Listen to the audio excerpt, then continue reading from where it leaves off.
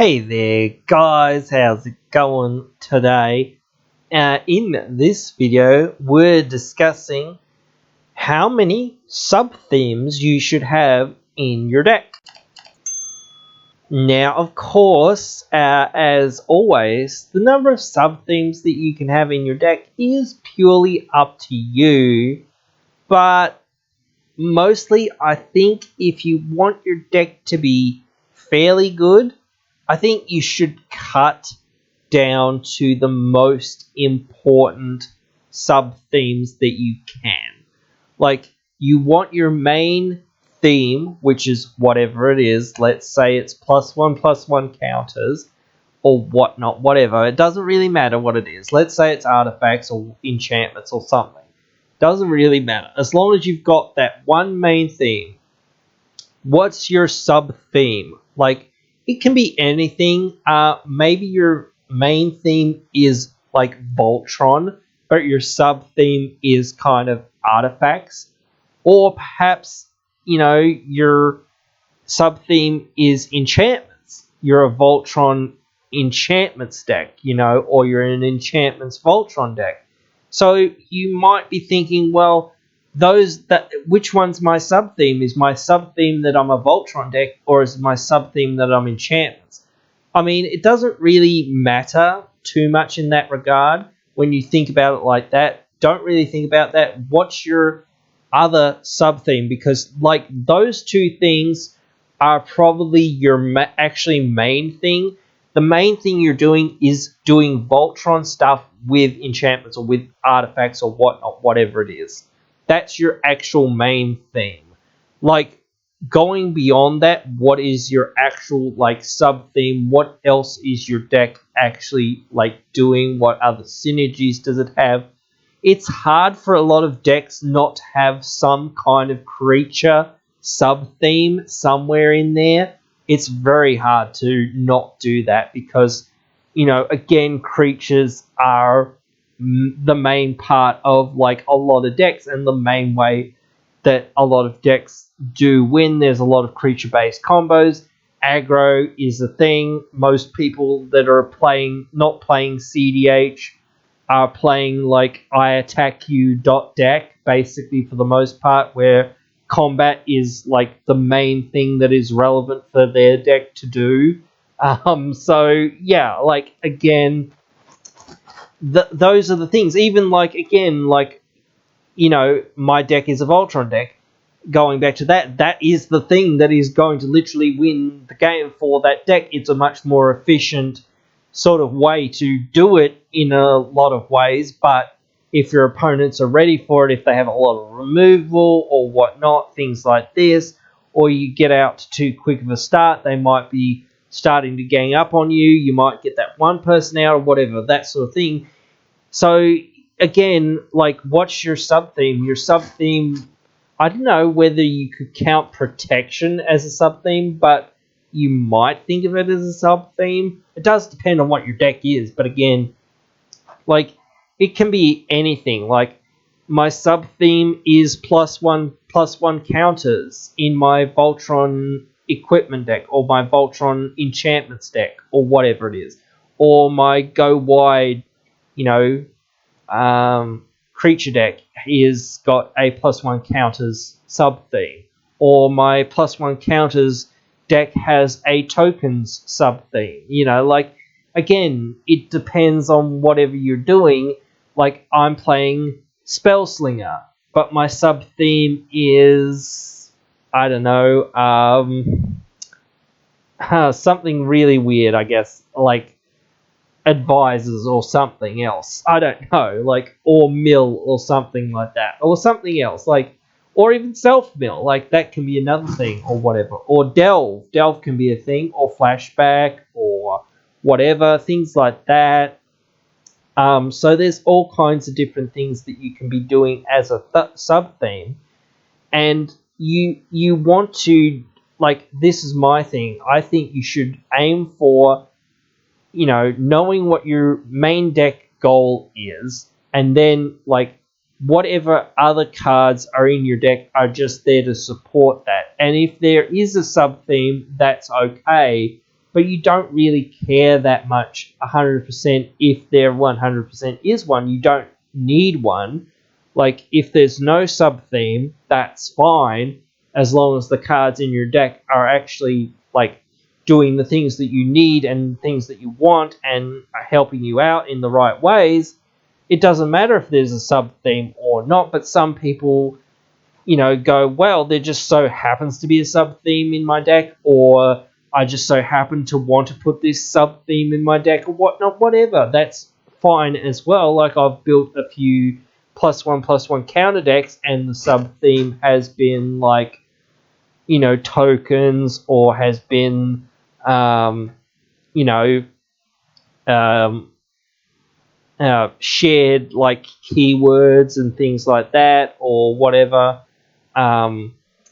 Different things like that, or I've had token decks where the sub-theme is counters, and things like this. So there's all kinds of different things that you can do with different decks. I've tried a lot of different decks out there in the format, and I know what I like, and that's the thing. And I just try to help people out when they're trying to go, well, how many decks should my sub-themes should my deck have, or whatnot.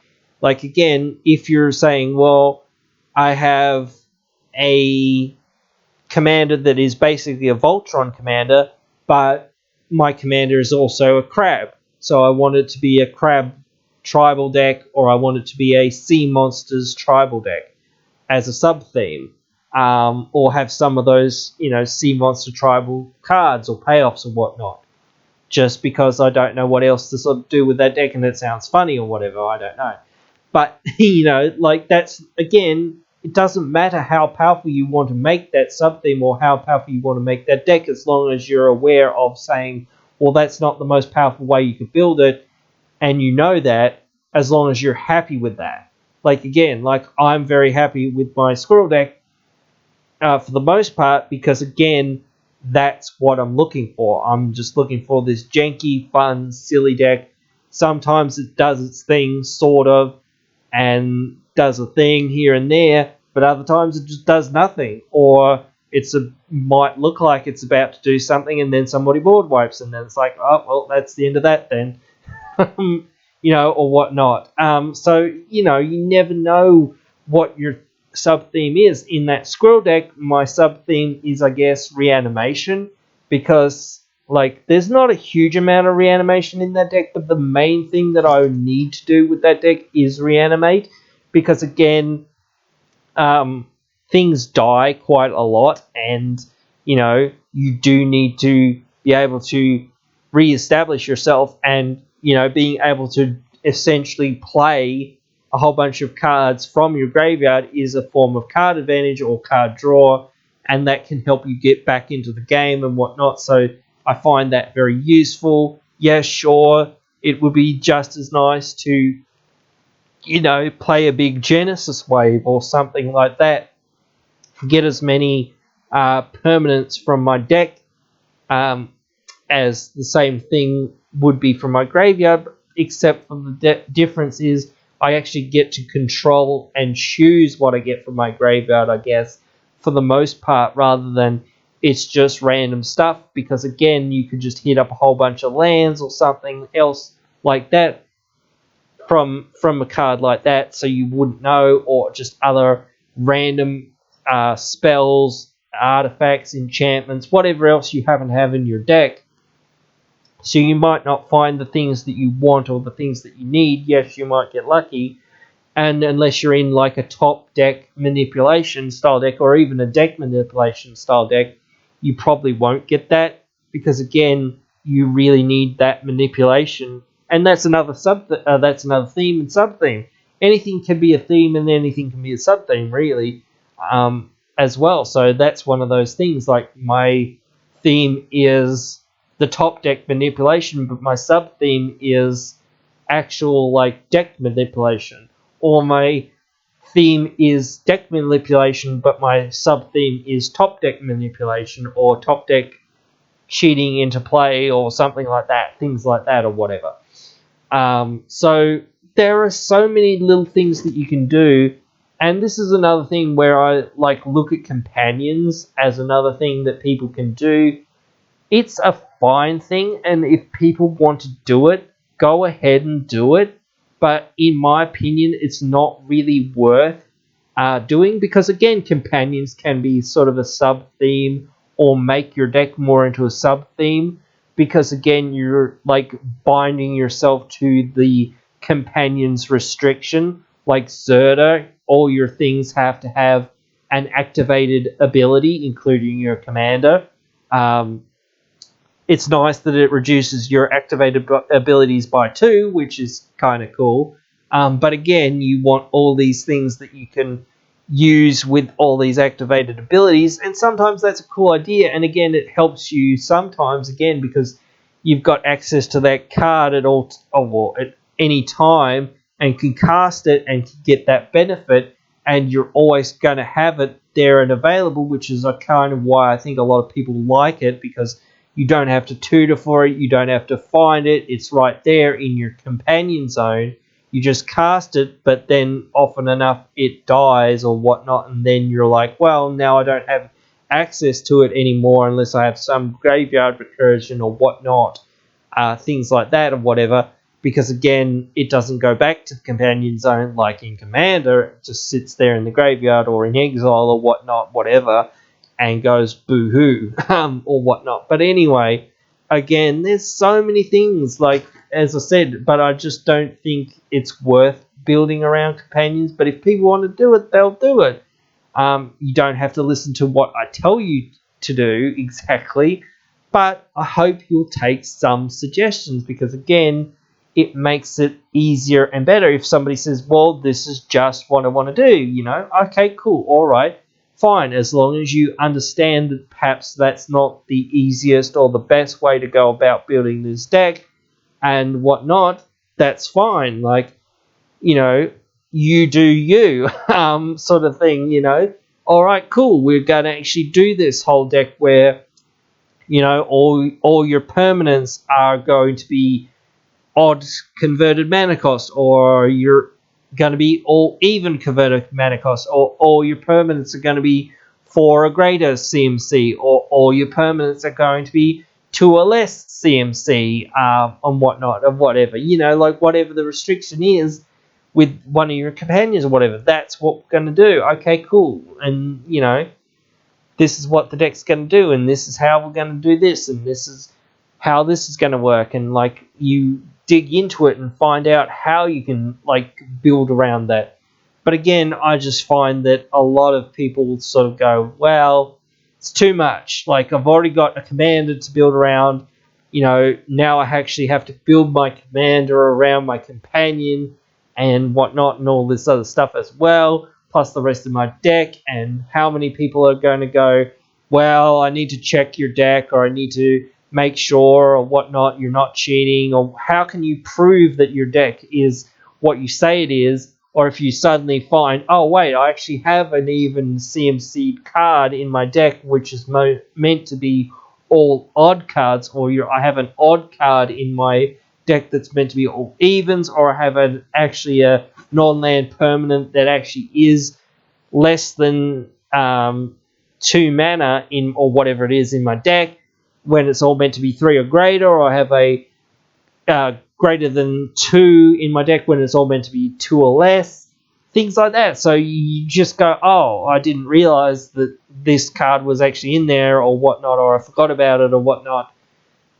Its actual CMC is still 4, or is still whatever this other cost or whatnot, but I always play it for its other cost, its evoke cost, or whatever, this other effect.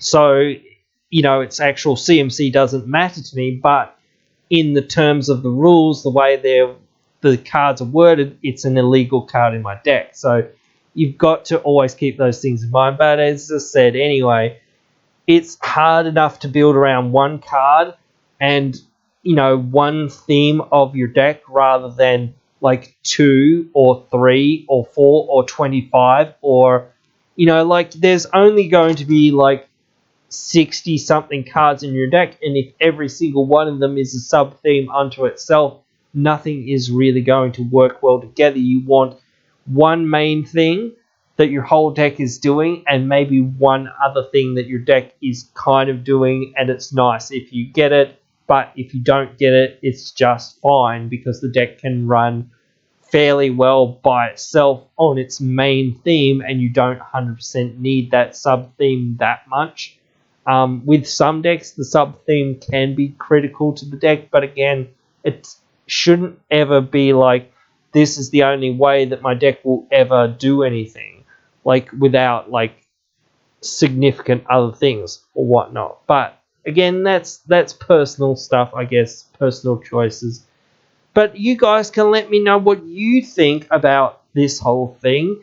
Write your thoughts down there in the comments below. Be sure to try to respond to all of them. I really enjoy talking to you guys about all of this sort of stuff and whatnot. So, yeah, I hope that we can have some great conversations about it. And, yeah, help each other out and whatnot. Hey, you've just finished watching one of our videos. A bunch of other videos are popping up on your screen now for you to check out, so why not check them out?